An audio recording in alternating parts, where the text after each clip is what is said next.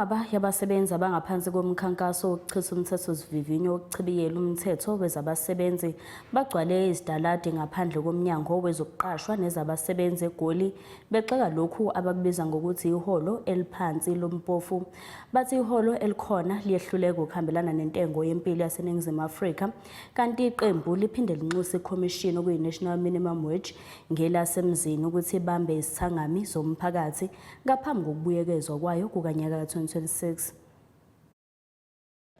Iqela labasebenzi basekhaya abasezifama kunye nabo bafumana umrholo omncinci babambe uqhankqalazo ngaphandle kweofisi yommandla yesebe lezengqesho nezabasebenzi eGoli ngenjongo yokunyanzelisa ukratya kwimivuzo yabo. Ntho e bang re tlisitse monana ke ka lebaka la hore ba re nkela diqeto. Ke bona ba etsang decision everything ka policy ya basebetsi, and so ya re hatella policy ya bona because ha re be part ya teng ho e bang ba tshwanetse ba tsebe hona ba basebetsi be bang ba tshwanetse ba participate whatever e bang ba yetsa, especially bua ka di minimum wage, ha bua le ka di policy tsa basebetsi, because whatever e bang ba yetsa is in favor of the employer, not employee.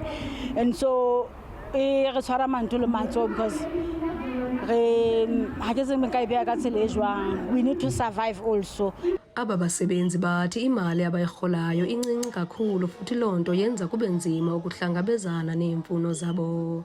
Ngoko besithi baza kuqhubeka noqhankqalazo lwabo. Hayi ba re sa thole respond ke nana re tla continue ka demonstration le di-protest and so ke mo re tla tsamaya hape re bone gore mobilize batho ba fetang bana, because